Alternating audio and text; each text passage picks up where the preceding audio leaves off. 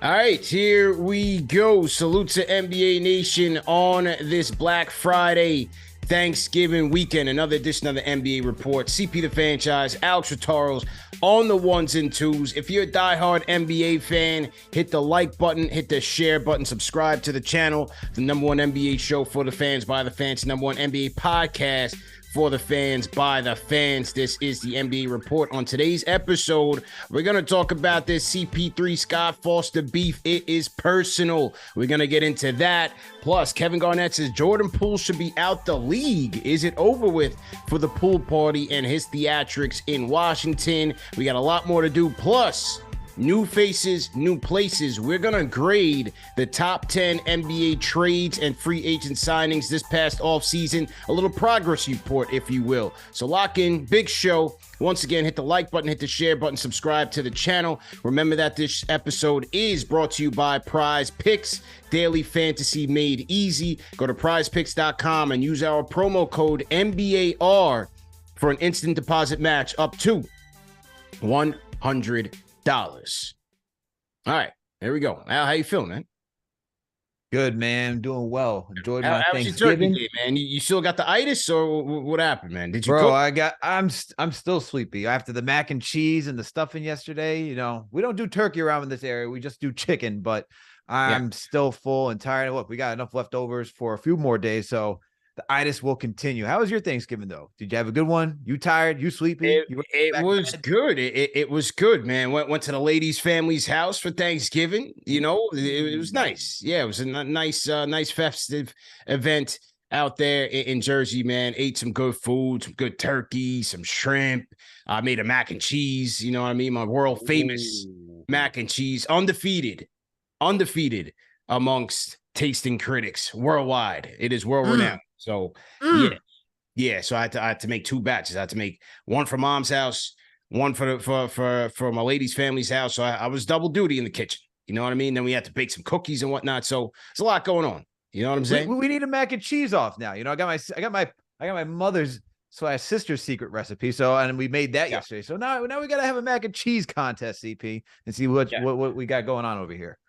Absolutely, man. Well, let's talk about what's going on around the league, because we got a lot going on tonight, a lot of games back on tonight, in-season tournament implications, but we got to step back to Thanksgiving Eve on Wednesday.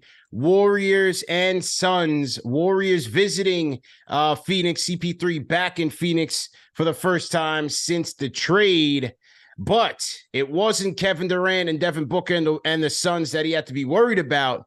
It was his arch nemesis, Scott Foster. And CP3 and Foster were at it again, man. This time, CP3 picking up two more technicals and a controversial ejection, man. Chris Paul ejected from this game. And the war continues between Chris Paul and Scott Foster, man. The war absolutely continues. This thing seems very, very personal. You had Stephen Curry, the chef, had to get in between these two guys. And some unchoice words by CP3 to Scott Foster. And once again, he's gone. He's gone from this game. And another game in which Scott Foster is refereed. CP3 is now 3-18. He's now, 3-17, dating back to 2008 in games in which Scott Foster has refereed. He's lost 13 consecutive playoff games when Scott Foster was the crew chief. And CP3, he's putting on his tinfoil hat and saying there's more to it. Let's hear from CP3, his comments after the game about the feud with Scott Foster, and then we're going to react to it after the soundbite. Let's hear from CP3, and then we'll react to it. Here we go.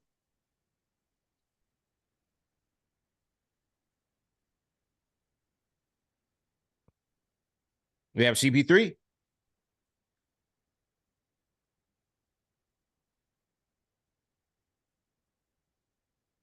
Okay. All right. We did send the CP3. The CP3 soundbites in the Slack, Amber. You gotta pull it up. Hang on 1 second. So to everybody in the chat, once again, hit that thumbs up button for you boys.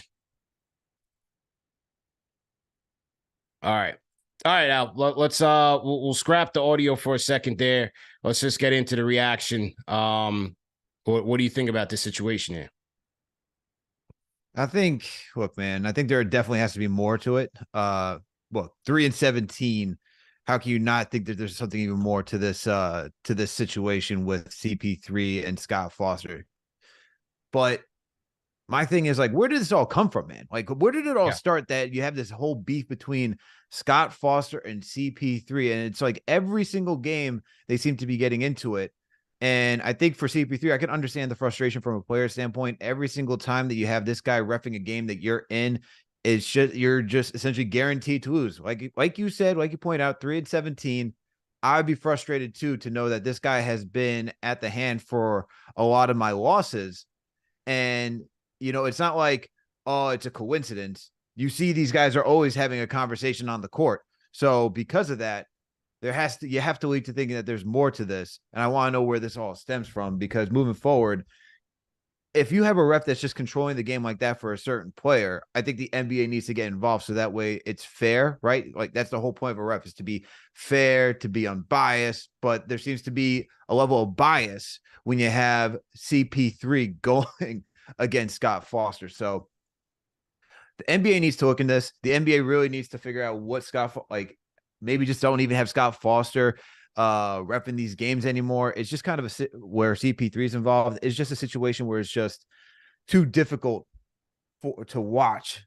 And if I were Adam Silver, you got to make that change right now, because if you have another Scott Foster CP3 incident again, then you're going to have this. Then you're going to have other eyes looking at this league like, does Adam Silver actually even care what's going on in the court, like to allow a ref to really control the outcome for one player? So Adam Silver should interject, have different refs for whenever CP3 is playing, because it's not even a coincidence anymore, right? So I feel like you got to do something different to make it more fair when it comes to CP3 in this game.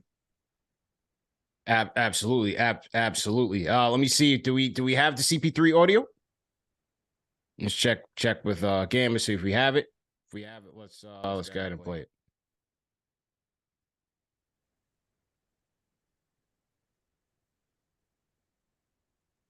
All right.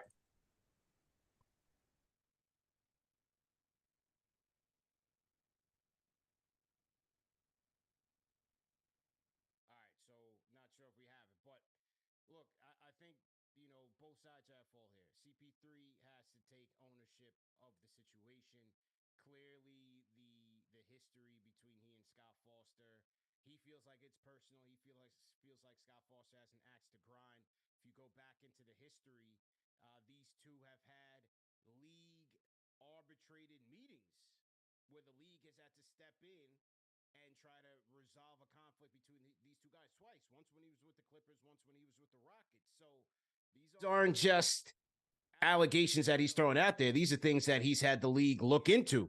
So there's clearly something there. There's a rift there. And for whatever reason, their relationship is not, the thing is for CP3, like, he has to understand is like, he can't treat Scott Foster like he treats other referees. He might have relationships where other referees let things go.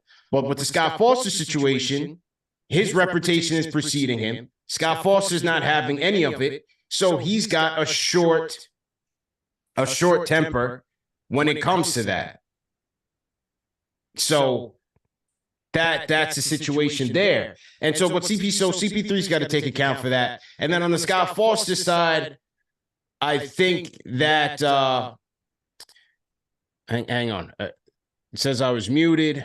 Hold on, hang on. Salute to everybody in the chat once again.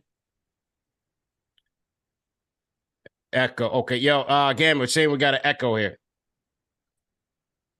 Okay, all right. Echo is gone. Okay. Let me just start my takeover because the audio went out and there's an echo. All right. So basically what I was saying was that, with the Scott Foster situation, CP3 has to take account for that. And obviously there's a history there. There's personal. The league was looking into it on two separate occasions. Once when CP3 was with the Clippers, and another time when he was with the Rockets. And so obviously it's not just allegations as he's throwing out there. He really feels like there's a personal animosity between this referee and Scott Foster. This is dating back a while now. And so he's got to understand that regardless if his accusations are true or not, that he's got to treat that situation lightly. And in the heat of a battle, in the heat of a game, he found himself arguing calls with this referee who he's already been on the outs with. And clearly Scott Foster is trying to show CP3, like, listen, I'm not the rest of these referees that you may feel like you have leeway in terms of talking to. Everybody's got a different tolerance when it comes to player interactions. You see it all the time. You see, look at what Draymond Green is able to get away with. You know, like what Draymond Green can get away with a certain ref, another player can't, a rookie can't. But CP3 has to understand that in this situation, his reputation is preceding him, and this referee has a short rope as it relates to how he's being treated by CP3. So he's got to learn that and step away from the situation. But for Scott Foster, I do think that, and Stephen A mentioned this on First Take, that they've got to separate them. The league has to separate them. Yep. And you can't deny the fact that referees, any position that you have where you're giving somebody authority in some way, shape, or form, whether it's an umpire, a referee, anything, you're going to have people that will abuse their power. We've seen it. It's not just Scott Foster. Look at the relationship between Tony Brothers and Carmelo. Look at Joey Crawford. I mean, I remember one time Joey Crawford gave Tim Duncan a technical just for staring at him on the Spurs bench. Felt like he was mean-mugging him and gave him a tech. Like, those type of things insult the integrity of the game. You got a lot riding on these games now. You got gambling is ratcheting things up. The subjective nature of refereeing lends to me saying they've got to separate. They got to separate because subconsciously, whether it's personal or not, there could be some subconscious bias there. There is going to be that after you have history with somebody. There is going to be that bias is all automatically going to be built in. Facts. So that's legit. What I just said, man. Like, they have to, like, 3-17, and I'm looking more so at the ref more so than the player, because sure, the player could have some leeway, as you said, like the way that they talk to other refs throughout the league. At the end of the day, when you're, as you said, in a position of power, it's not just in the NBA. We see this around the world in all different types of manners, right? But when you're a ref and you have the authority to punish a player, to punish a team, that's where I look more so at Scott Foster, where it's like, yes, the CP3 need to be cool, absolutely, but the ref himself needs to be the impartial party at the end of the day. If he can't be impartial to a certain person, then he's not doing his job effectively. Okay. I don't care what history you have. You're supposed to come into this new thing. You're supposed to come to this new game, be fair, and let it all play out. 3-17 is quite a record, CP. That's nothing to like bat an eye at. Okay. So this is where I'm more so against the Scott Foster issue, because where he is as that authoritarian figure in the game. So I agree. You got to separate them, man. At this point, like, if you're Adam Silver, what are you doing? Like, you already see the history. Like, if you want to show that this game is fair and all of that, then you don't have Scott Foster reffing these games. I get if it gets to the playoffs, but during the regular season, you got to change it up. And for I say the playoffs because, look, Scott Foster's been in the league for a minute, okay? He's one of the more senior referees. He has the experience. He's going to be reffing games regardless, okay? Yeah. And if you tell me the Warriors get to the finals, you don't think Scott Foster's going to be there? Like, he's going to be there. So if it gets to that point, yes, like, you got to work things out. And I think you got to talk to both of them. Say, hey, keep your comms, keep your cool, play a fair game, both sides. But outside of that, separate them. You can't keep having this, man, because I'm going to look at this game and be like, oh, loss for CP3 and the Warriors because it's Scott Foster. The record just shows. Yeah. I mean, look, there's, with the record, it's hard to say, well, it's all Scott Foster why CP3's playoff record is what it is. I mean, it's at the end of the day, who's calling the game though, CP? Yeah, he's calling the game, but who's playing the game? You still got to play the games. The ref can control what a foul looks like, man. I mean, we've seen it every single time. We've seen unfair games for fouls and stuff like that. I mean, he can go in there, throw somebody out if he doesn't like somebody's gesture. You know what I mean? Like, Yeah. And then you could review and all those type of things. But what has been the actual consequence for refs making a mistake? We get the report and it's like, oh, sorry, we made a mistake. Should not have happened. But, so like, that's why I put it more so on the ref, man, because they legitimately could control the outcome of a game. Yeah, no question about it. And like I said, we've seen it before. Tony Brothers and Carmelo, Joey Crawford, his antics. You have these referees that want to inject themselves into the storylines of these games, and you just can't have that. I know it's a veteran referee, but you can't have that. Shout out to John Talento in the chat. He says Scott Foster's Tim Donaghy 2.0. Go back to some of those Donaghy interviews, man. Donaghy talks about Scott Foster.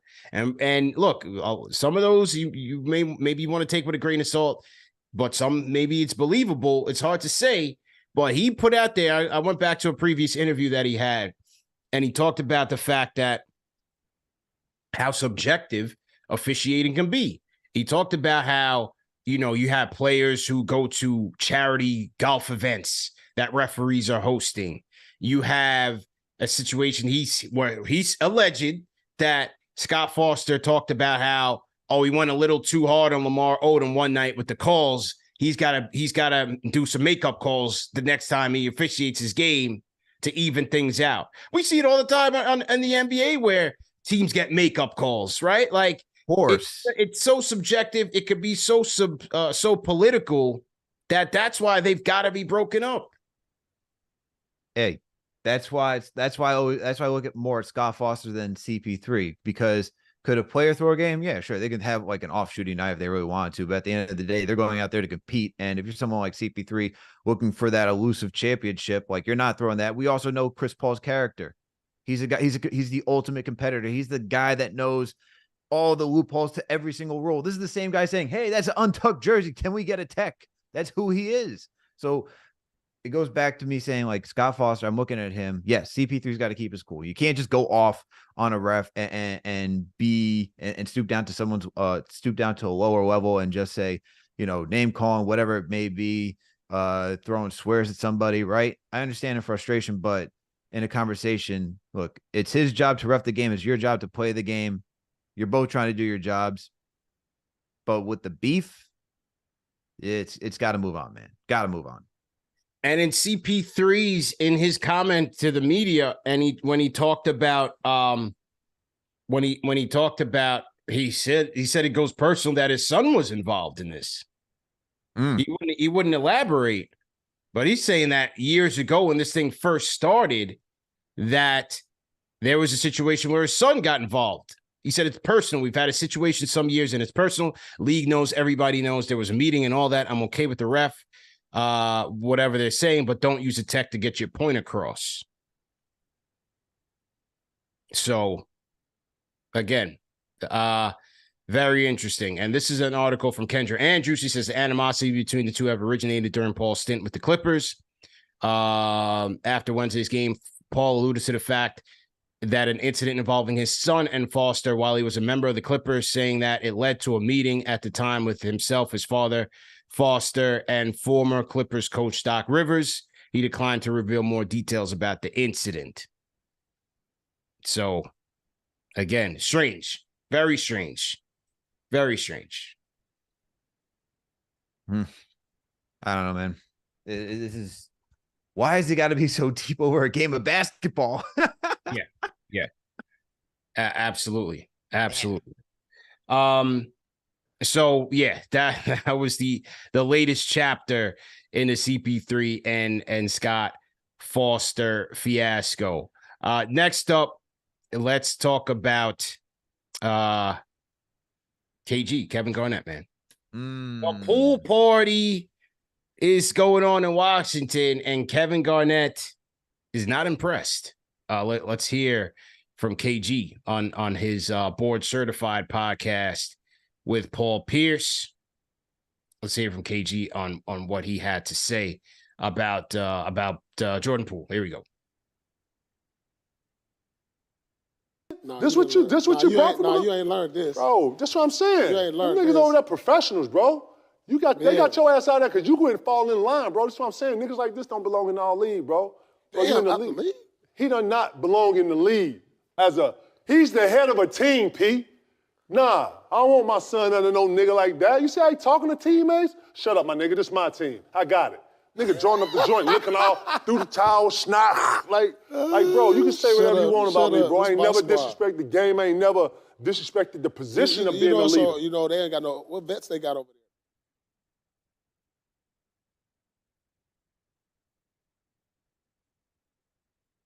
there? All right, so that was an animated KG. What was it? Looked like he was rocking like a bad boy bubble jacket. What was that? It looked like back in the bad boy days, man. You know? My goodness. Yeah. The whole style, man. The whole fit. He is. Yeah. And he looked the part too, just angry, pissed off. I was like, yeah, this guy man really chose the outfit to go off on Jordan Poole. Look at that. What you think about the comments, man? Coming from you listen to KG, who's a champion, right? He won in Boston, a guy who's been hyper competitive, right? Ultra competitor when he was in the league. You can kind of understand the sentiments, right, of what he's saying about Jordan Poole, because look, you have Jordan Poole on the sideline, not being engaged with the huddle, not listening to the play, talking trash to his own teammates, right? Playing selfish basketball. Like, look, man, he's taking some shots that you're just like, which he did in Golden State.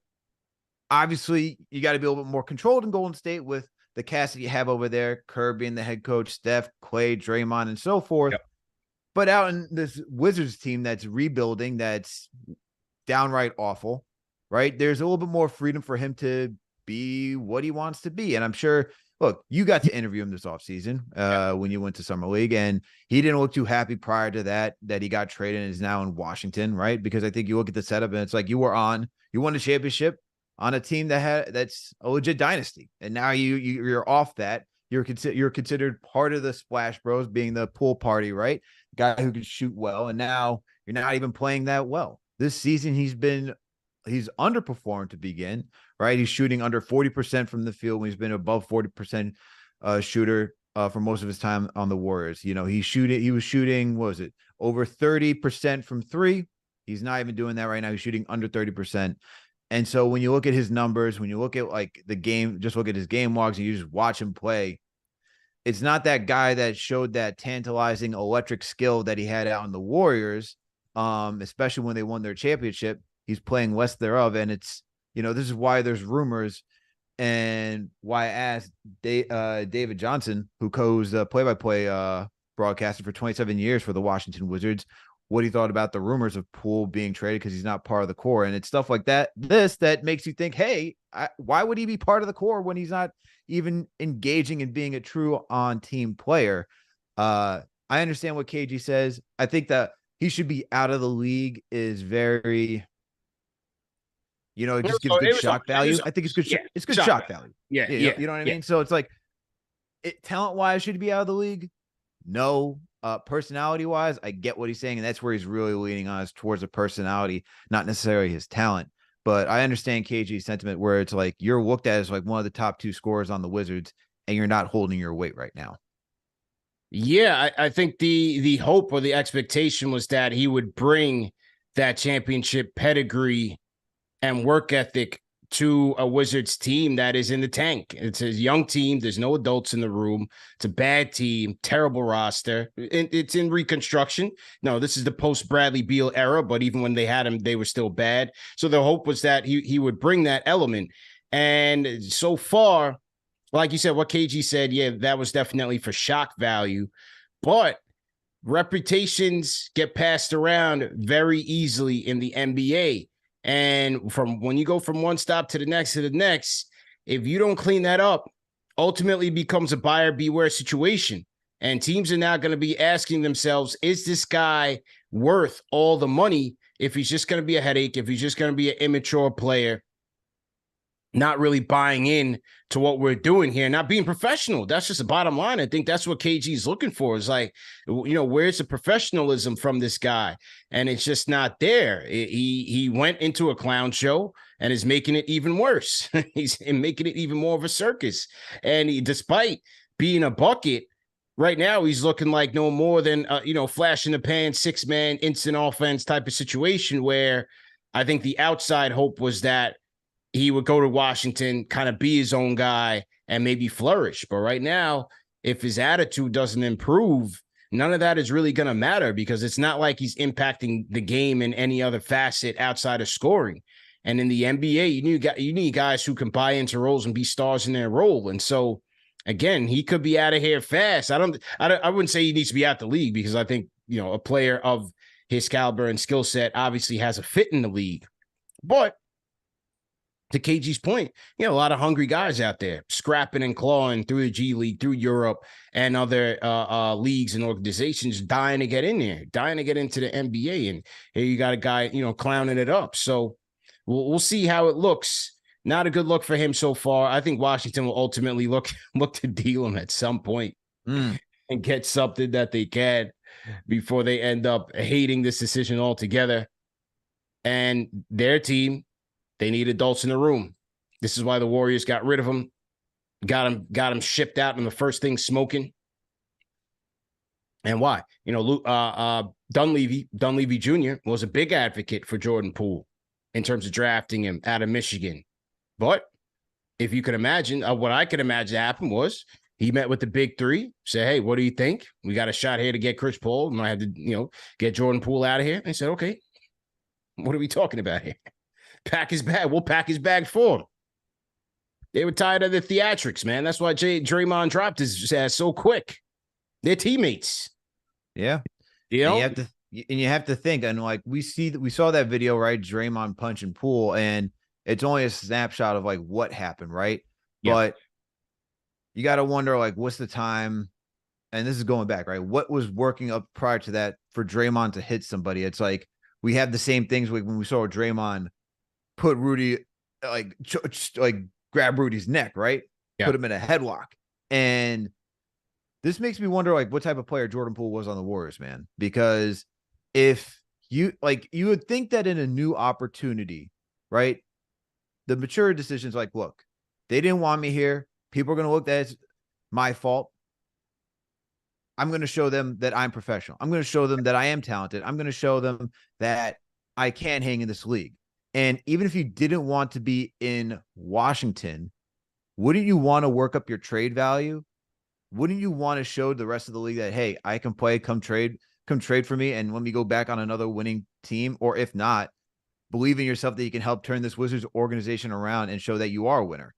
But instead, you have a guy that's sulking, that's playing selfish, and that, look, this is why he's in trade rumors. And to your point, where rumors go around the league very quickly, right? There's only going to be one team that says he just needs a new opportunity, right? Because when he got traded from the Warriors, I don't even think it was necessarily a new opportunity. It was like, yo, we can get Kris Paul.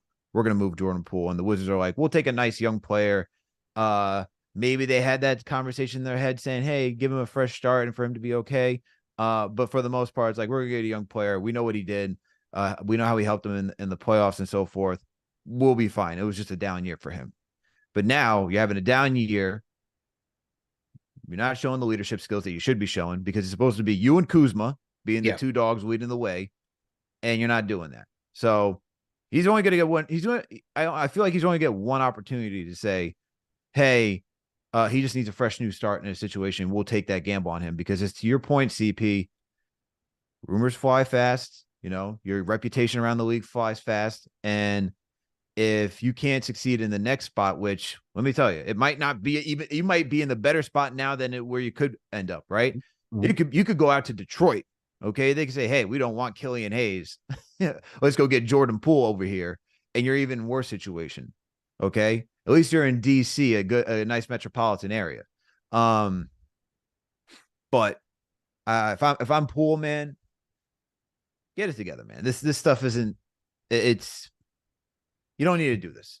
There's better ways to go about this. KG wants to put him on a rocket out of the league. He's not played around. I could only imagine what KG would have done if he's sitting on that bench, man. He knocked him out. He would have done the same thing what Draymond did, man. Way before Draymond did. Yeah, man. Like, come on now. You know, yeah. We know the KG Carmelo incident, right? So, like, that's talking to Melo. You don't think KG would talk down to Poole and be like, look, man, if you don't ship up, I'm going to knock you out. Serious. Salute to everybody in the chat. Once again, hit that thumbs up button for you boys. Hit the like button. Hit the share button. Subscribe to the channel. Another edition of the NBA Report. CP the Franchise. Alex Chataros on the other side. Make sure you guys go check out our sponsor, Prize Picks. Daily fantasy sports made easy. You got a ton of NBA picks, a ton of NBA games that you can make picks on tonight. We're going to give you guys our picks of the day. So make sure you guys stay tuned for that. And we'll certainly get to that as the show progresses. So make sure you guys tap into that. Salute to John Talento. Salute to Oroku Saki. Salute to Exploding Daisies. Salute. Lau 115. We got Bomani UFG in here. Lawrence Smith. Salute. Salute my guy, LaShawn Paul Lash. What's good? We'll be at that Knicks versus Heat game tonight at the Garden. Let's go. Nice. All right. Next topic. Popovich, Greg Popovich, Al, a man who's never short on words. You had Kawhi Leonard visiting the San Antonio Spurs, Kawhi and the New Look Clippers visiting his old stomping ground in San Antonio. And it was funny because I was watching this game and he kept getting booed every possession. I said, whoa. Those San Antonio crowd, huh? They're a little bit feisty. You know, everybody likes to make a big deal about, oh, Knicks fans they're so terrible. They're so terrible to their guy. You know, all that pearl clutching when it comes to Knicks fans. Well, you had San Antonio fans booing their guy who got him rings. And so here's what Greg Popovich had to say after the game, or during the boos. Here's what Pop had to say. 3 of 5 from the floor. It is only 3. Excuse me for a second. Pops on the mic. Stop all the booing and let these guys play. It's got no class. It's not who we are. Knock off the booing.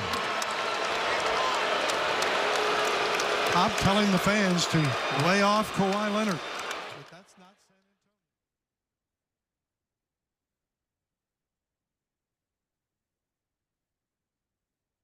Antonio. All right, man. So Pop asking the crowd to have some class in an NBA game in which people pay money for to see their team, and he's got a problem with them booing. I mean, what in the snowflake hell are we talking about here? What was your take on this, man? Look, I'm going to say this. I get where Pop is coming from. I get it. It was a weak move, man. All right. I get that Kawhi helped you win a ring out there with Timmy, Manu, and Tony. All right. You did how things went down. He probably wished they went down better. All right. That they didn't have to go. They didn't want to leave. But come on, man. Tell the fans to stop booing. This is like it's been a pastime as the beginning of dawn, man. Like people booing at a sports arena. They're gonna see you. And look, the fans have a right to boo Kawhi Leonard. Okay. He wanted out. That was supposed to be their next guy. Yeah. He wanted out. You look, we did the same thing for KP, man. As Knicks fans, he was supposed to be a pillar moving forward. He wanted out. We boo him every single time he comes back. You know what I mean? Like, I don't really care that. Like, I'm not somebody who's going to go boo in an arena. That's just not me. But I get when other fans want to boo, okay? Especially if it's a player that used to be on your team that then asked out and is not on that roster anymore. And you've seen success with him. And you thought, hey, this guy was, like I said, is going to replace Timmy. He's going to help replace Manu and Tony. And we're going to have still great success moving forward. Now you're in this rebuilding phase and all of that stuff. And sure, Spurs Nation should be happy because they have a bright future ahead of them. But I get it. I wouldn't be upset with it. Get over it, man. It's kind of what we see in the league in all sports. You go anywhere you want. And to be honest, you can go watch other sports and it gets even worse. Okay. You go to a European country and you go watch soccer. It could be worse on how they treat some of the players out there. So for just booing a player, Kawhi will forget it. Everybody will forget it. Some people will embrace it, man. Draymond embraces the boos. Remember that? Remember out in Memphis? Yeah. He was embracing it. Who cares, man? Who cares? I mean, look, he did leave San Antonio in a controversial fashion, right? What was the reason? Was it because of his uncle's influence? His uncle wanted him in a bigger market. Was he trying to get back home to LA? That's what a lot of people had thought. You had the injury debate. You had the injury, just the whole handling of his injury between the Spurs medical staff and his own team. He's going out and getting different opinions. He's sitting out. When are you coming back? There was a whole like weird scenario in terms of how he left. So he kind of did leave in shambles, but this is a guy that did get you a ring. So on this, from the Spurs fan perspective, I find it kind of, look, again, they put Knicks fans on this place where we're just like the devil. But here you have it, a small market team in San Antonio booing their guy that got them a ring. I found that to be quite interesting. Now, from the Popovich perspective, they're well within their right to boo. They paid the money. They sit in the stands. Booing is a part of it. Booing's been a part since the gladiator days, the beginning of sports. Please, I get so irritated when people try to tell fans how to behave. Don't get personal. Don't get disrespectful. Don't get personal. Booing falls under neither of those areas. Booing is booing. It's as harmless as anything. Players ride for it. They live for it. It gets them going. There's nothing wrong with it. Absolutely nothing wrong with it. So, Popovich, he likes to get on his soapbox and do this, listen to me type of thing. But I thought that was a real snowflake thing to do, to admonish your home crowd saying, let's have some class. Like, why are you trying to tell the people what to do with their money? I wouldn't even bother. Like, it's like even the conversations you have on Twitter, right? You see the conversation like, should you boo? Should you not boo? It's not even worthwhile engaging, man. I'll try to play devil's advocate though, just for the sake of conversation, and see where Pop is going with this. Yeah. All right. Kawhi won your ring. Won Finals MVP while he was part of the Spurs, and you're looking at this fan base that you've been in front of for so many years, and they're regarded as like a top fan base. It's regarded as a top basketball city based on how many championships they won with Popovich. I can kind of understand for his perspective where you're thinking, hey, you know what? I don't want to hear this fan base boo, because they have also been privileged with seeing 5 championships. And so why should we even have to boo a player that's not even on this roster anymore that won a championship? So from a Popovich perspective, that's probably what he's thinking of. It's like this team, this franchise or this fan base hasn't had to go through like dark times of just constant like losing and not experience any sort of winning. This team has been great for the most part. Like, it's only been recent where this team has not actually been successful. So I think for Popovich's perspective, it comes back to, hey, this fan base has been on the positive side of history, where they got to witness 5 championships constantly in the playoffs. They got to witness their big 3 with Manu, Tony, and Timmy. They had Kawhi, where it was truly a big 4 at one point, and they've seen 5 championships. Why are you booing for a player that helped win one of those 5 championships? Yeah. So it's like, for him, he's like, get over yourselves, guys. Like, what? And now we got Wemby. What are you booing at? Like, he's probably thinking like, we're in a good position. What are you booing at? Like, who do you care if he comes back here? Like, we're fine. Stop with this nonsense. I don't want to hear nothing about how bad the Knicks fans are. They tore down the Randall thing and Richard Jefferson on his soapbox and all these losers. Listen, this happens in sports, in every arena, in every town. Players get booed no matter what the circumstance. Things happen. People boo. It ain't just us. So I got a question then for all those people who complain about booing. Is it bad to boo at the opponent now? Should we not boo at them? Yeah. Now we shouldn't boo, right? Now you got the players who say, well, the fans don't know anything about the game, so you're not supposed to say anything about the game. You're not supposed to criticize, right? You're just supposed to shut up and watch. Pay your money for the ticket. Pay your money to watch on TV. Pay your money for the stream. Pay your money for the merch. And just be quiet. Interesting.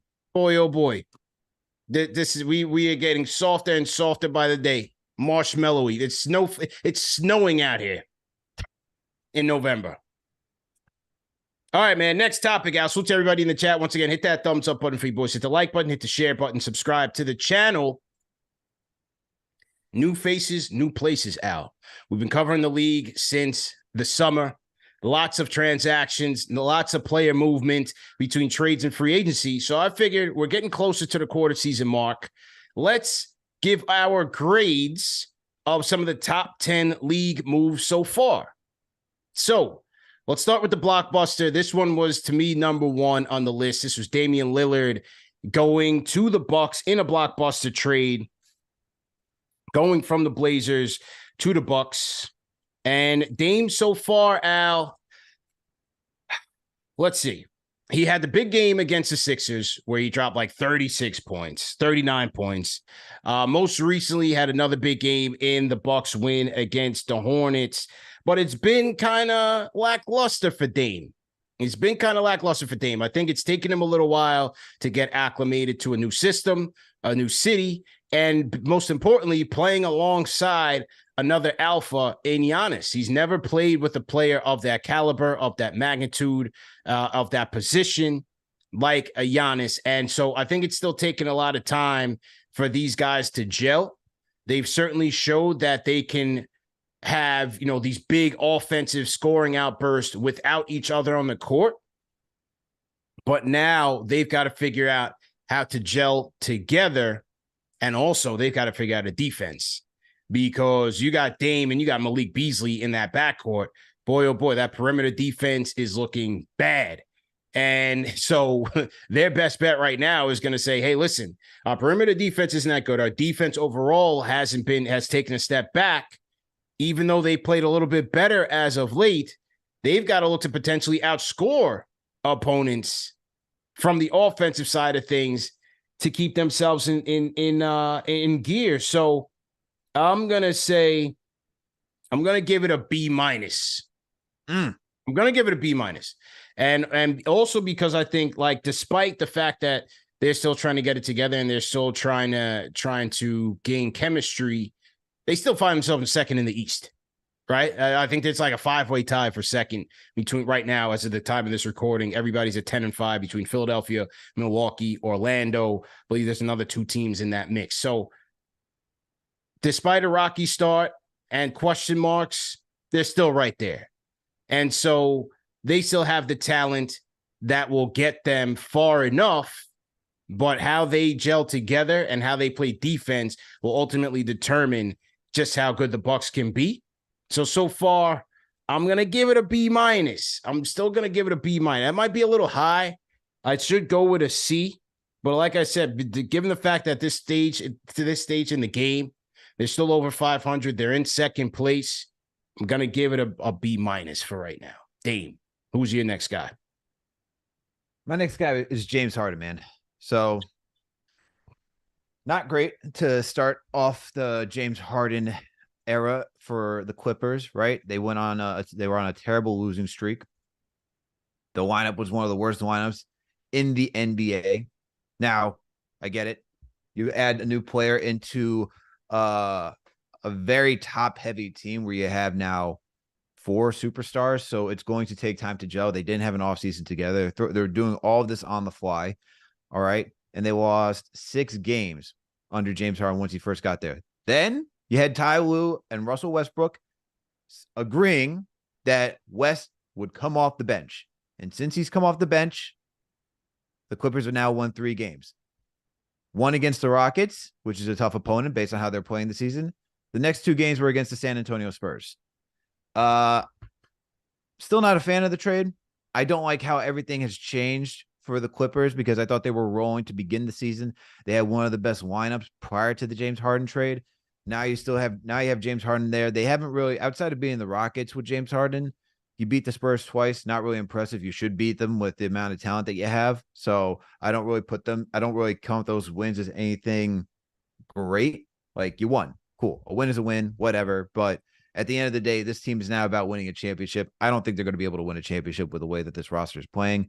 I don't really like the way James Harden has started off the season. I think he needs to be more. I get that everything has to run through him, but I think he needs to be more of a facilitator than he's ever been in his life and start moving off ball like he was back in the OKC days I don't know if that's even possible, but with how you have PG, who is off to a good start, you have Kawhi on that team as well. I just don't like how this team is set up. For Harden, there's a reason why those teams haven't really gone the distance outside of being close with Chris Paul on that team. And it's because he's such a high usage player and everything has to run through him, that as we see out in Philly, right? You remove Harden, you have things run through Maxey. They move at a better pace. There's more sharing the rock. Embiid is more open to sharing the rock now too, since it's not always in James Harden's hand. And it opens up everything else. Look, we see the resurgence of Tobias Harris. Okay. We've seen a lot of other guys succeed in Philly. And that's just with James Harden leaving. I don't like what the Clippers have done. I know right now it's still early. They still got to, like I said, gel. I'm giving the trade a C- as of right now for how early it is. Like, okay, you lost 6 games, you lost to the Nuggets, you lost to the Knicks. Okay. But you lost to the Mavericks, who are also a hot team. But you also lost to the Nets and Grizzlies, and your wins aren't really that great. I expect this team to be in the mix, but not impressed with what they're doing. So C- is my grade. All right. I'm going next up. I'm going Drew Holiday. Holiday to the Celtics. Celtics, the hottest team in the NBA, or one of the best teams in the NBA right now. Number 1 in net rating, number 3 in defensive rating.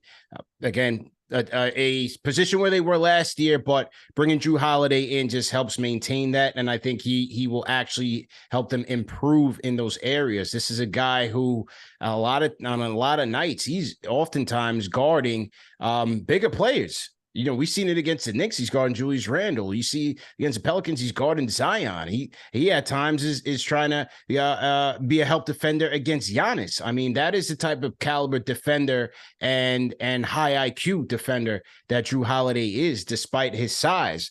Also have to give him credit where even though his shot attempts are down and his role in the offense isn't as high usage as it needs to, as it's been in the past, because it doesn't necessarily need to be. Career high in boards, Al. 7 rebounds per game. Very strong rebounding for Drew Holiday. Joe Mazzulla talks about the fact with Drew Holiday that he's kind of the safety of the defense. You know, calling out the signals, oftentimes getting guys in their proper positions. He consults. Joe Mazzulla talked about the fact that he consults with Drew Holiday in terms of defensive matchups and what the Celtics might be wanting to run at a particular time. That's how much respect that he has for him. And I feel like right now it's been working very well. Again, offensively, it's not necessarily there, but they don't necessarily need him for that. They need him for defense. They need his leadership. They already have a tertiary option right now in Kristaps Porzingis, but where Drew Holiday can come in is if he has to play a role where he's got to be more aggressive with the offense, he can do that. He can do that. Like against Philadelphia with no Jaylen Brown, with no Kristaps Porzingis, like he had to do that. He had to step it up a little bit. And so that's where he also improves his team as being a reliable guy that you can go to if you're down a couple of bullets. So I'm going to give this one an A. You got the best defensive backcourt. You got the best defensive backcourt in the league with him and Derek White.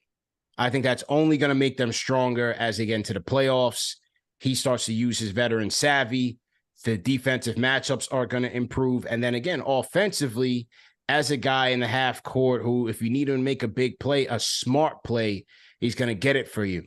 And I like the Drew Holiday pickup, man. I thought this was a no-brainer pickup for the Celtics when he became available. They got him right away.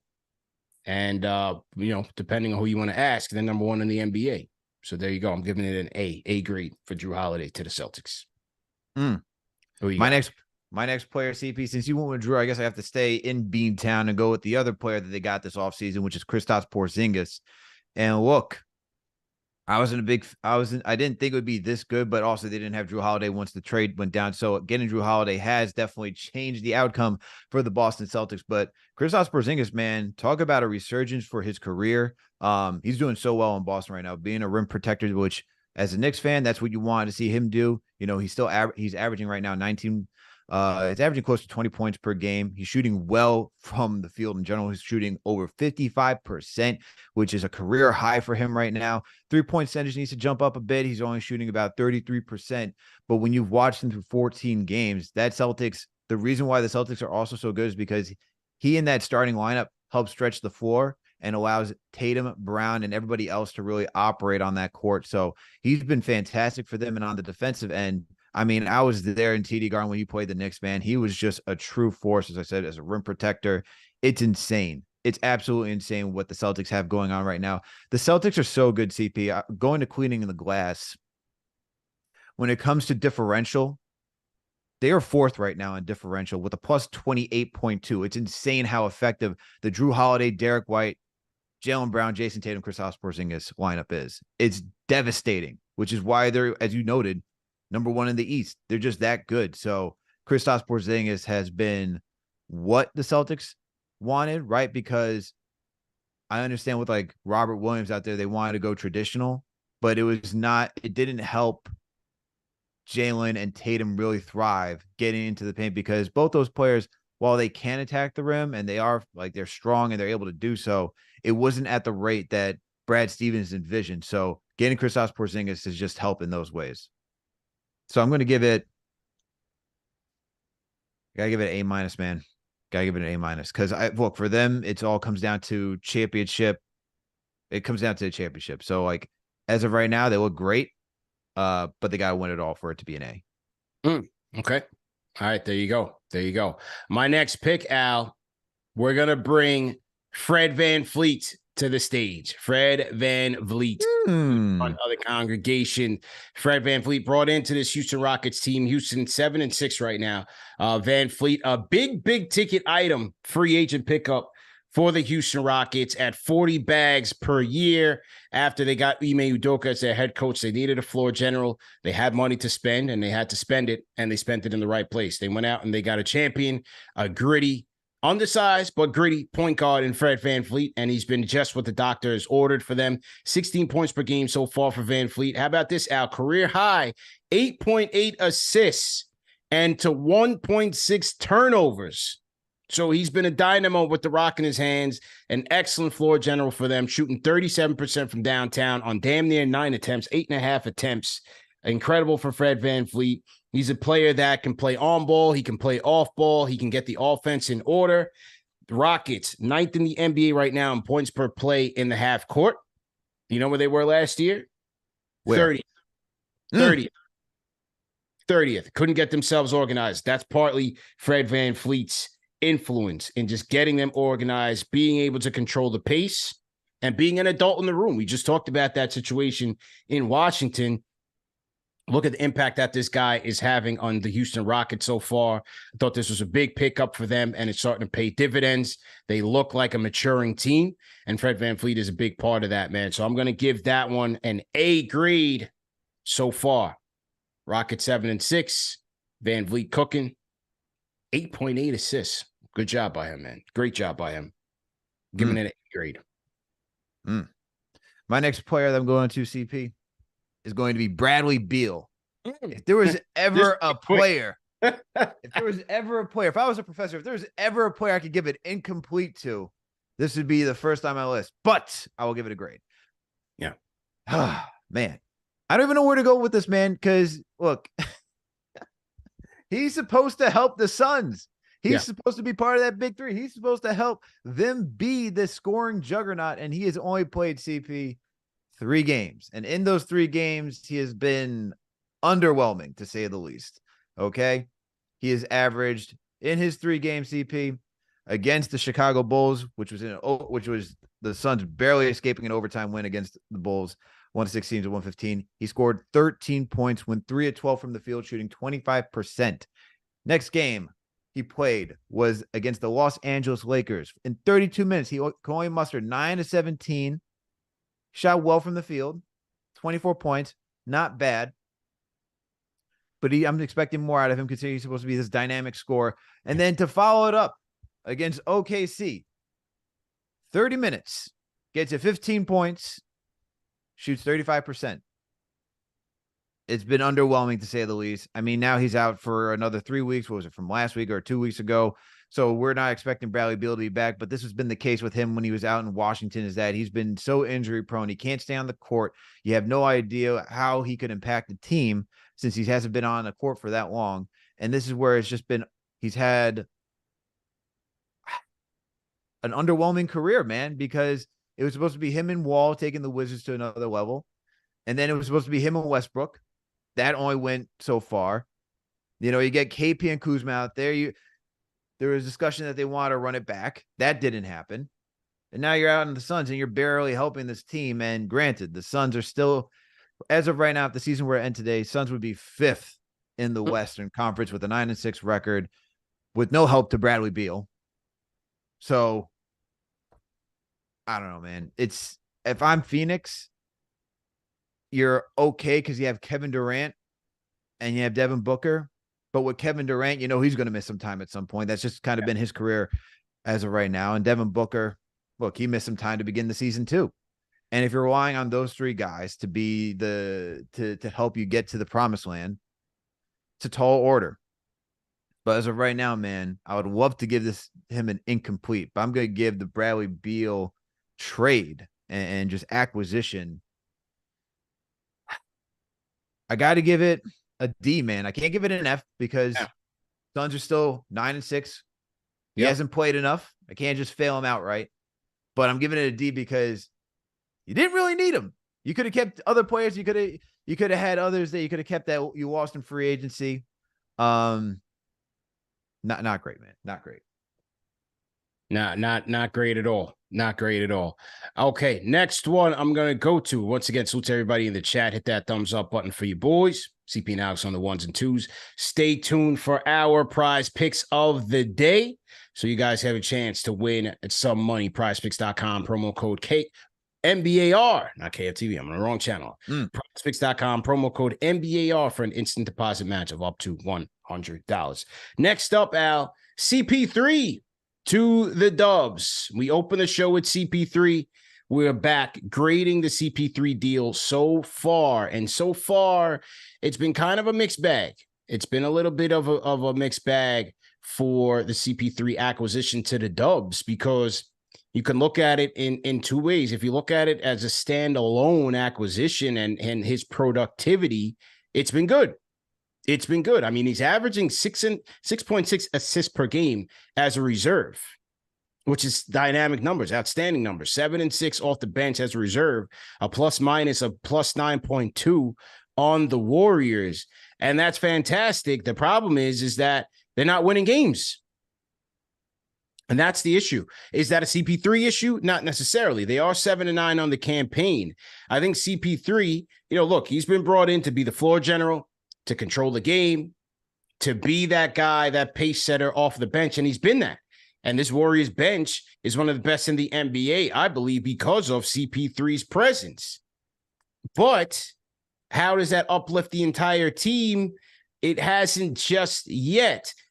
There's so many factors that play into it. The durability issues between Steph and Draymond. You have Klay Thompson's ineffectiveness. Andrew Wiggins has been highly up and down, highly inconsistent. So they've got a lot bigger issues than CP3. I don't necessarily think he's the main part of their problems. I definitely don't see that, but I don't think his contributions to the team have been felt enough to offset their deficiencies. So it's an interesting trade to grade.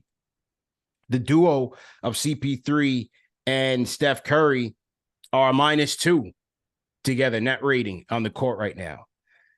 With Klay, they're -6.8 on the court together. The three of them on the court together. However, without CP3, the duo of Steph and Klay are -12.9 on the court without CP3 in the court. Well, it hasn't been the best, but without him, they haven't been good. It's been worse without him.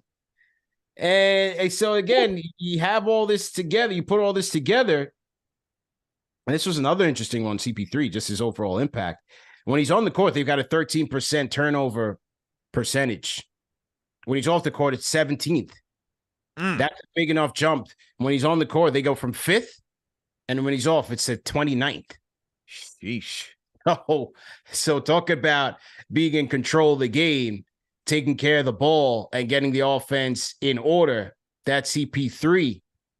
So overall, how do you grade this deal? I mean, I got to give it a C right now, just because they're still trying to get it together. But it's not all on him. It's not all on CP3. He's been doing very well in his role for them. I just think there's so many deeper issues with this team that he can't solve them.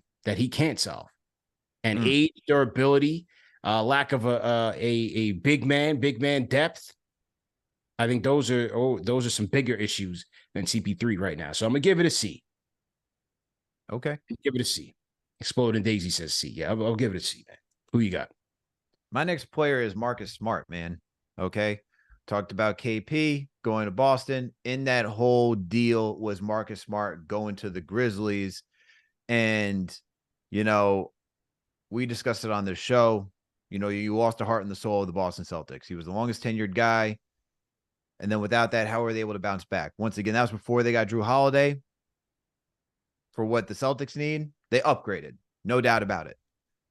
For Grizzlies, I like this move because you get a veteran presence, a guy who's been in the playoffs, a guy who's played at the highest level. Even though he didn't win an NBA championship in Boston, he's been to enough playoffs and has enough experience that he could bring some veteran leadership to a Grizzlies team that needed some sort of North Star, that needed some sort of guidance outside of their head coach.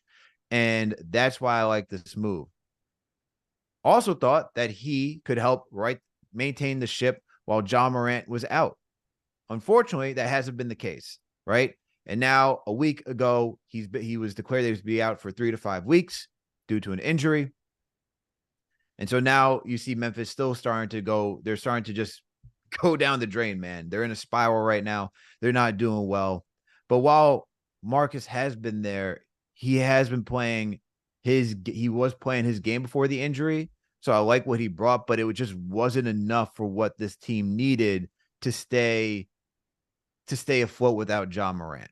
And that's been the bigger issue, is that you just needed to have him help stay above water. But the bigger issue is that outside of Ja and Desmond Bane, this team doesn't really have enough scoring where you can insert somebody like Marcus Smart and be okay.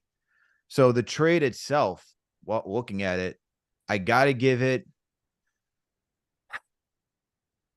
a D+, man, because I like the thought behind it on why you want Marcus Smart, but the execution of it has been lackluster because this was a team that was in the playoffs and showed so much promise as a young upcoming team after the grit and grind era. And it just hasn't worked out with Ja being suspended and now Marcus Smart not being enough to help lead that team to stay competitive. And now with the injury, I only expect this team to spiral even more out of control, where when you have Ja back, they probably won't even make the playoffs, man. They may outright. They may make the play-in. They'd have to go on a crazy run, but that is asking for some miracle at this point. So giving it a D+. Maybe next year we'll see the true value of Marcus Smart when Ja's not suspended, but it's just been terrible for the Grizzlies right now. Yeah. Hasn't been good. Certainly hasn't been good. All right, Al, for my last pick, suits everybody in the chat. Once again, hit that thumbs up button for you boys. Hit the like button, hit the share button, subscribe to the channel. My last pick is going to be, for you Knicks fans out there, the big ragu. Dante DiVincenzo. DiVincenzo signing a mid-level deal with the New York Knicks this past offseason to reunite with Jalen Brunson and Josh Hart, the Nova trio, back together. And DiVincenzo's addition to the Knicks, I think it's been largely positive since he's gotten here. It's taken him some time to get out of a rut, but you're seeing that as the games have progressed with additional reps, he's starting to get more and more comfortable. Obviously, we saw him as a starter in 2 games playing alongside Jalen Brunson. We saw what that could look like. He had 14 points, 4 rebounds in 25 minutes in the win over the Wizards, and then 25 points, 3 rebounds, 3 assists, and a block, 3 steals in the win over the Hornets, where he shot the ball 70% from downtown. He was incredible from downtown, 7 threes, and then the 25 points. Now, The next out against the Minnesota Timberwolves wasn't all that great. But overall, I think, DiVincenzo is giving the Knicks bench a much needed lift in terms of helping them from three-point percentage, being an excellent on-ball defender. His steals, he's maintaining his steal rate, which I think is another great thing for them, to be an opportunistic team, an opportunistic bench, and an opportunistic defense to help get easier buckets. That's when they're at their best. When they're in transition, they're playing fast. That's why I like that lineup with DiVincenzo and Quickly and RJ Barrett, Josh Hart, and Isaiah Hartenstein, because of their ability to get after it, push the pace, and also facilitate. You have guys who can get boards, push the break, run the break by themselves, and also facilitate. So DiVincenzo so far, I think it's been a big pickup. I know a lot of Knicks fans want to see him starting over Quentin Grimes. Will we see that? I'm not so sure. I don't think so, but it's still a long season. But so far, I think we've seen, especially over the last week or two, what DiVincenzo, I guess, his potential with this team. I think you're seeing it. Well, by a couple of those signature DiVincenzo games, you're seeing how he can help this team, and he's looked good so far. So I'm going to give it a B- so far. DiVincenzo with the Knicks. I'll give it a B-. My last guy, CP, is Jordan Poole. Oh, and we already discussed this guy, so I don't want to have to rehash the entire thing because we heard how KG feels about him, and he's not too far off in how I feel about, like, I guess, the energy that he would bring for the trade that went down for Washington. I don't want to say he shouldn't be in the league, but I am disappointed by how things have played out in Washington so far. So, as we discussed earlier, he's supposed to be that next guy next to Kyle Kuzma to help lead this team. He's not doing that. His shooting has been down from what it has been in previous years. The effort wanes throughout a game. Some days he can be, he'll try and then he'll just lose the focus as the game wears on.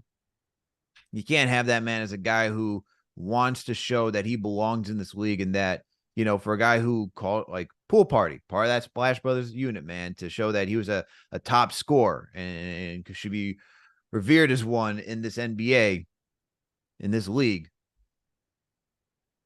It's just been a disappointment for the Wizards, man. And if I'm grading this trade, I'm giving this. This is tough because F. Like, you say F? You say an F? Yeah. I can't do that this yet, is your man. grade. It's still too Your early for Your me. show. I'm giving it a D. Giving it Okay. a D. D-. KG wants him out the league. We'll give him Did a those D. even exist in school? A D-? Did that even exist in school? Yeah, once you got the D, it was like, all right, man. Pause. Pause. Oh, man. Pause. Oh, wow. Almost got myself out of there. Wow. Whoa. Yes.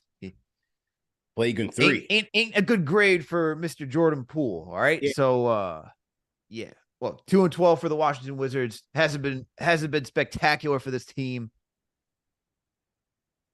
Out of there. All right, good stuff, man. I thought that was a good segment. Great exercise.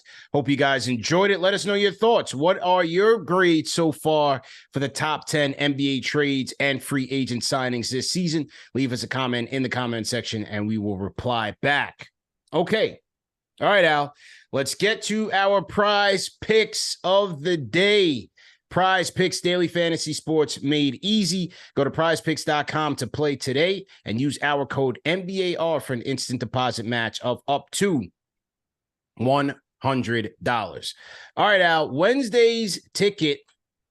I ended up going 2-3 on my picks on Wednesday's ticket, but some close ones, man. I liked my approach. I like what I did. It just didn't fall my way. I went with Devin Booker, more than 40.5 points, rebounds, and assists with Phoenix against Golden State. He hit that with 43. I had Jaren Jackson Jr. with less than 27.5 points, rebounds, and assists. I just missed the mark. He finished with 30. I was watching the game, and he just missed it. And the Rockets were very much in control of that game, but I ended up losing that one. And then my third pick, LeBron James. I had LeBron James, Lakers at home against the Dallas Mavericks with more than 42.5 points, rebounds, and assists. Oh, what a heartbreaker. He finished with 42. He finished with 42. I was right there, right on the ledge. I just needed one more point, one more rebound, one more assist by LeBron, and he couldn't get me there. But I had Dennis Schroeder with more than 15.5 points with Indiana over Toronto. I like this one. This one was one of my picks of the night, and that one hit. And then last night, Christian McCaffrey. This was the Prize Picks promo, 0.5.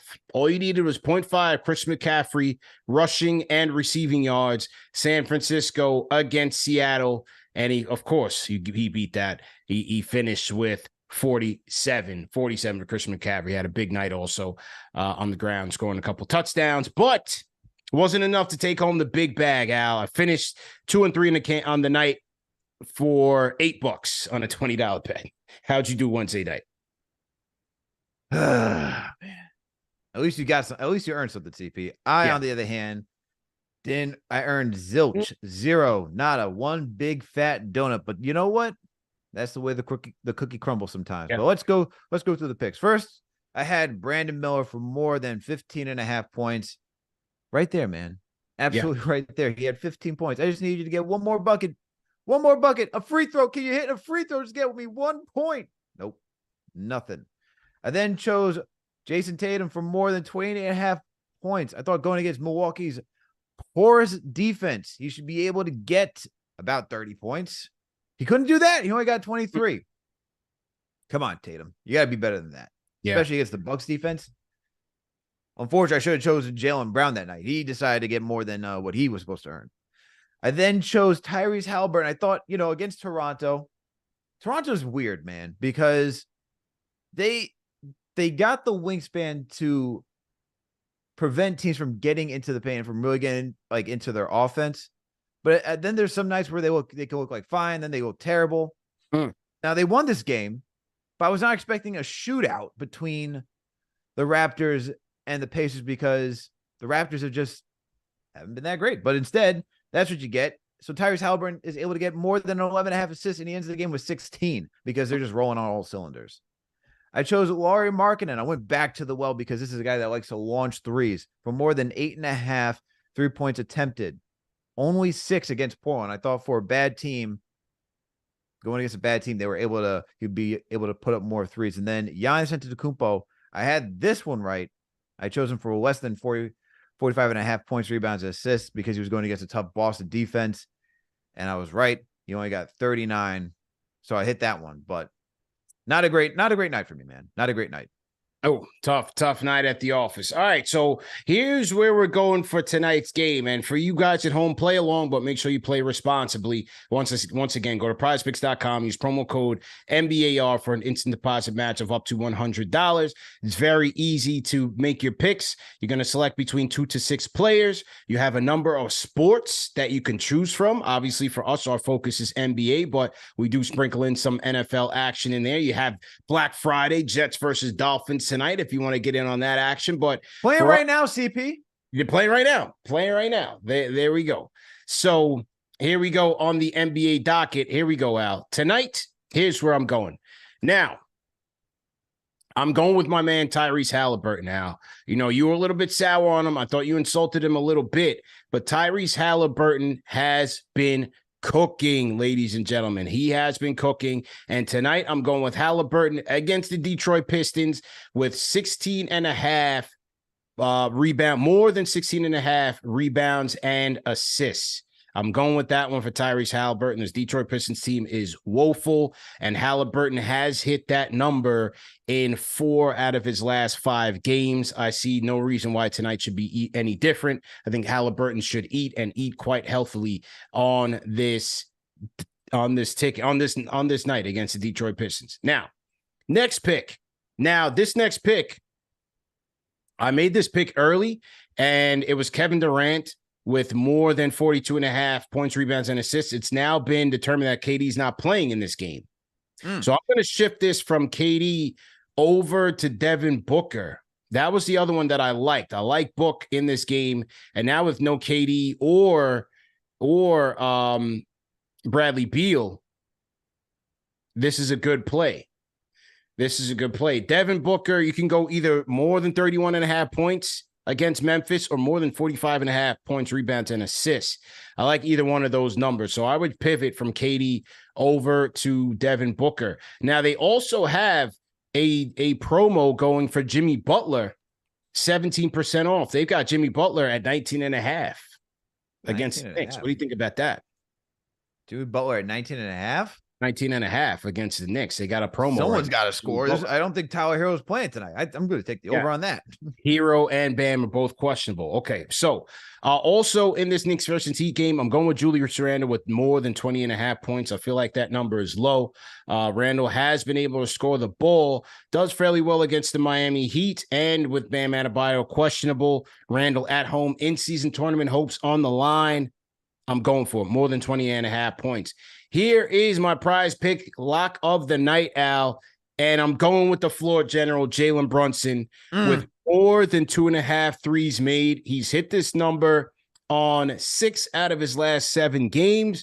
This Miami Heat team is near the bottom third quadrant in terms of 3-point attempts per game. We know that they are an aggressive defense, and they will allow you to throw it up. But here's the problem. My guy, Jalen Brunson, is knocking them down. And I'm going with that tonight. Jalen Brunson more than 2.5 3-pointers made. And then my last pick of the night, I'm going with the Greek freak, Giannis Antetokounmpo, with more than 31.5 points against the Washington Wizards.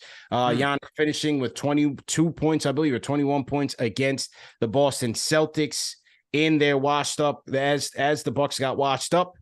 And so it was a lackluster outing for the Greek freak, and I think he's going to bounce back and take it out on Jordan Poole and the Washington Wizards, who play no defense. Now you do have a blowout concern here. This could be blowout alert, which makes this 31.5 mark a little high, but with the Bucks defense also susceptible, They could be right in there. Last time Giannis played the Wizards just a few nights ago, he put 42 on them. And so I'm going with a repeat. 31.5 for the Greek freak. How you feeling in this one? All right. Here are my picks for tonight. Let me start off with something that you already took. Jalen Brunson for more than 2.5 3-pointers made. As you noted, the Miami Heat are one of the worst 3-point defending teams against the 3-point shot. So teams are shooting damn near close to 40% when opponents are facing the Miami Heat.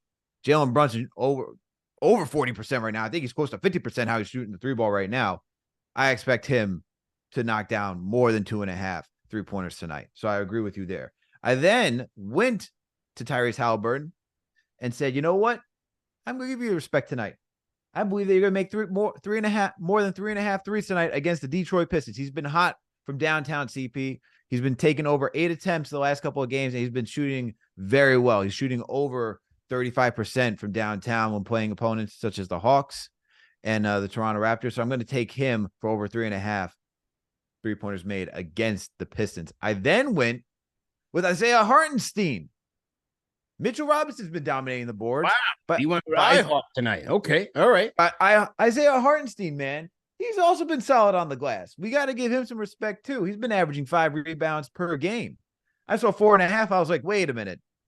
iHeart could do that in his sleep. So I'm going to take more than 4.5 rebounds for Isaiah Hartenstein tonight against the Miami Heat, who have a small front court. All right. You talk about Bam Adebayo and Kevin Love.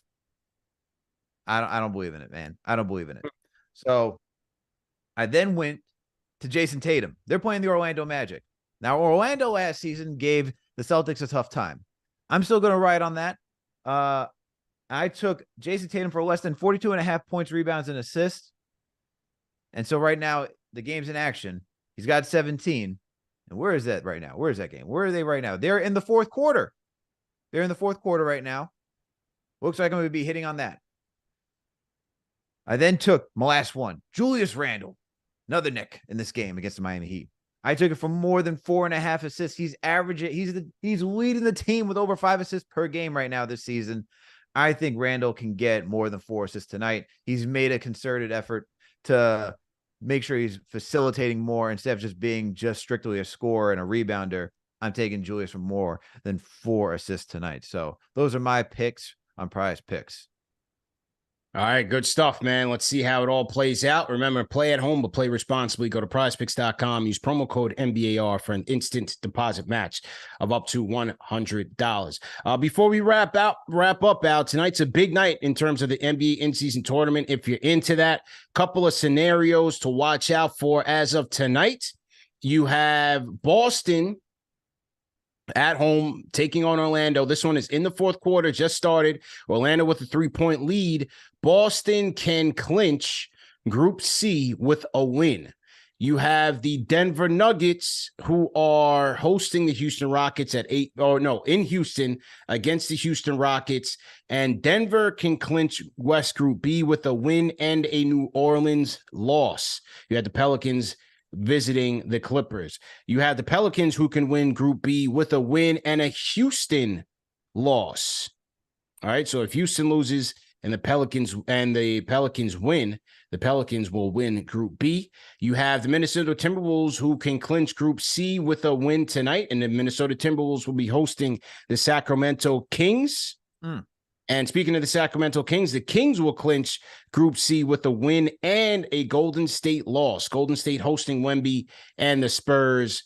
And so those are some scenarios. We also talk about the Knicks.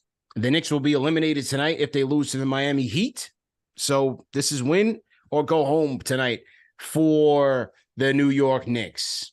All right, so just a couple of things to look into. Monday, we got a big show Monday. Caitlin Cooper is coming through, Indiana Pacers insider.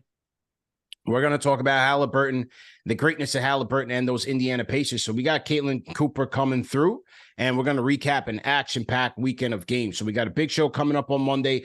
Tell a friend to tell a friend. Like, share, and subscribe. The NBA report is on and popping. Salute to our sponsors, Prize Picks. Remember that the show is available in audio podcast format as well. And we'll see you guys Monday, Al. Al, great show. Good luck to the Jets. And we'll see you tonight for Knicks Fan TV post game. We out of here. Peace.